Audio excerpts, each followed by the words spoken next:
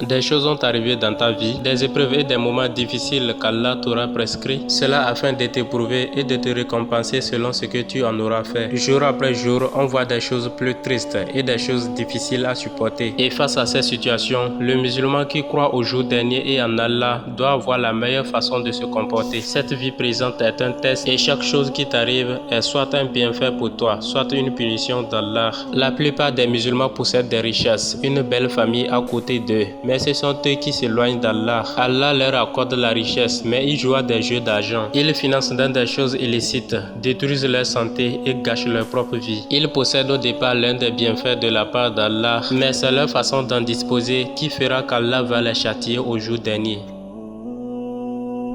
D'un autre côté, on voit des gens qui subissent un décès. Un accident leur arrive où ils perdent leur emploi. Mais au lieu de laisser tout tomber, ces personnes reviennent à la prière et à l'invocation d'Allah. Par ces choses qui avaient l'air si mauvaises, Allah nous donne l'occasion de se rapprocher de lui. Et c'est peut-être cette mauvaise chose qui nous garantira le paradis.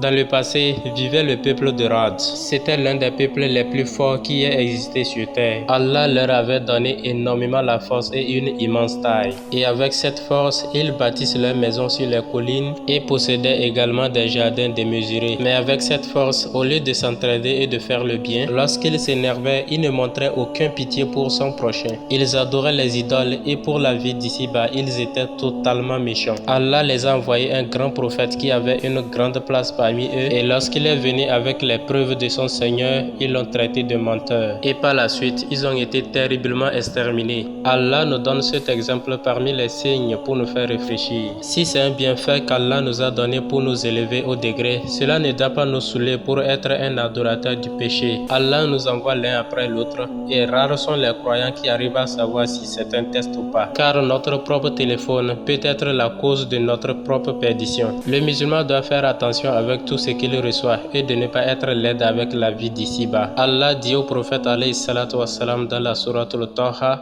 ولا تمدن عينيك إلى ما متعنا به أزواجا منهم زهرة الحياة الدنيا لنفتنهم فيه ورزق ربك خير وأبقى.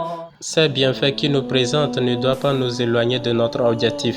Avoir une belle vie n'est pas interdit, mais c'est plutôt le fait de s'éloigner du rappel d'Allah qui va nous éloigner du paradis. Acceptons les épreuves quand elles viennent elles-mêmes et utilisons ce qu'Allah nous a donné pour entrer dans le jardin de l'éternité. Et ne nous faisons pas piéger par le diable qui s'associe toujours avec nous à chaque instant. Son objectif, c'est de te détourner du droit chemin.